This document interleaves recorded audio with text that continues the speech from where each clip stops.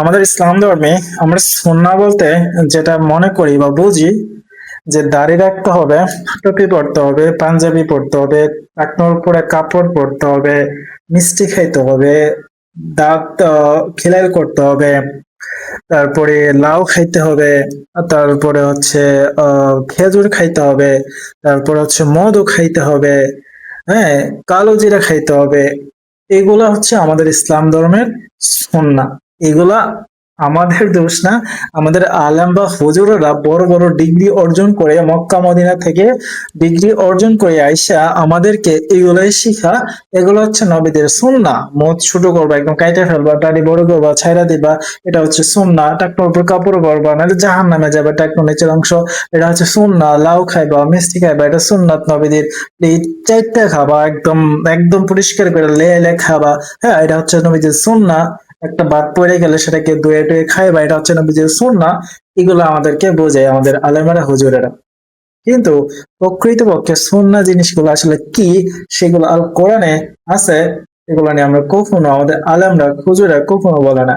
আমি একটা আয়াত এখন আপনাদেরকে বলবো, এই আয়াতটা কখনো শুনছেন কিনা আমাকে জানায়েন বইলেন।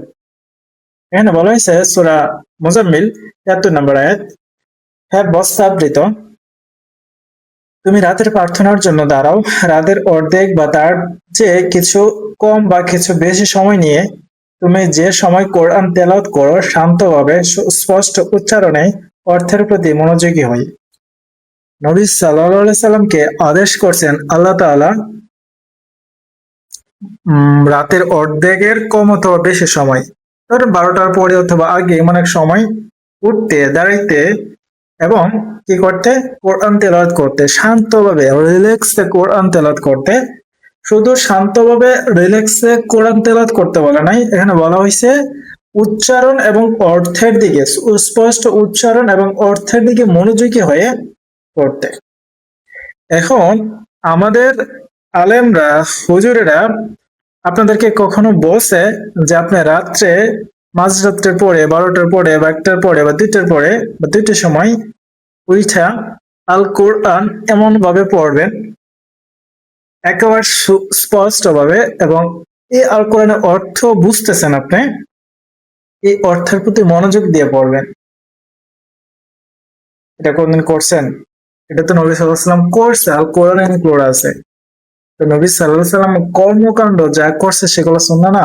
তাহলে নবী সাল্লাল্লাহু আলাইহি ওয়াসাল্লাম কর্মকাণ্ড যেগুলো করছে সেগুলো সুন্নাহ হইলে কিন্তু কোরআনের আয়াত, এটা কত বড় সুন্নাহ হইতে পারে? এগুলো কি আমরা জানি? এগুলো কি আমরা মানি? শুধু এই একটা কাজ যদি করতো মুসলিমরা, রাত্র হইতে হবে না, যে কোনো সময় আল কোরআনের বাংলা অর্থ অনুবাদ বুঝে যদি পড়তো কেউ, যেমন আলহামদুলিল্লাহ রাব্বিল আলামিন অর্থ কি, বা সূরা ফাতিহার অর্থ কি, তাহলে এই দোয়া নিয়ে এত জোর হইতো না।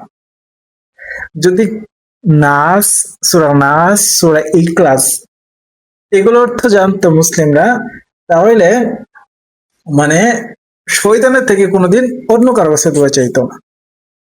যদি সূরা ইখলাসের অর্থ জানতো মুসলিমরা, তাহলে আল্লাহ বা সৃষ্টিকর্তা কি তার ছোট্ট একটা কনসেপ্ট পাইতো মুসলিমরা। যদি আয়াতুল কুরসির অর্থ জানতো মুসলিমরা, আয়াতুল কুরসির এত বরকত যে সেই বরকতের চেয়ে যে গুরুত্বপূর্ণ জিনিস আয়াতুল কুরসিতে সৃষ্টিকর্তার মহত্ব বলা আছে, সৃষ্টিকর্তার পরিচয় সংক্ষিপ্ত ভাবে দেয়া আছে আরো ইন ডিটেলস ভাবে, সেই জিনিসটা জানতে পারতো মুসলিমরা।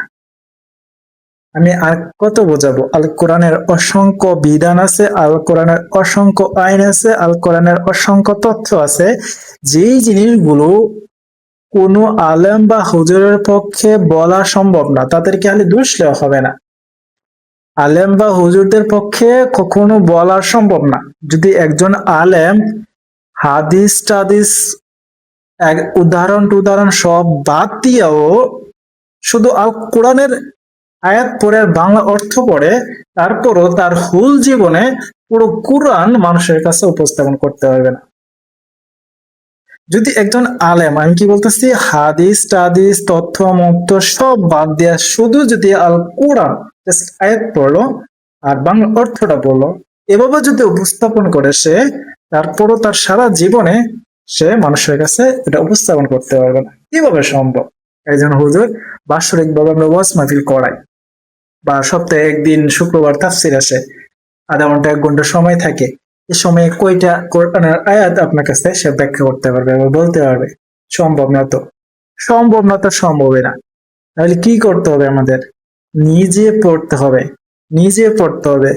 কোরআনের প্রথম নাজিলকৃত আয়াতে হচ্ছে পড়ার জন্য বলছে, সূরা আলাক। পড়ার জন্য বলছে, নিজেকে পড়ার জন্য বলছে। বলছে না যে আরেকজনের কাছ থেকে তুমি শোনো যায়। কোরআন আয়াত কি বলছে? তোমরা আরেকজনের কাছ থেকে মনোযোগ সহকারে শোনো। কোরআন বলছে পড়ো, তুমি আগে পড়তে না জানলে আরেকজনকে আইনা পড়াও, তারপরে তুমি শোনো। আরেকজনকে আইনা পড়ানো, নিজে শোনা মানে নিজে পড়া। এই কাজগুলো আমরা মুসলিম করি না, এর জন্য আমরা অবহেলিত। আমরা ইসলাম থেকে দূরে সরে গেছি। আমরা আসলে নামে মুসলিম, আমরা আসলে কাজে মুসলিম না।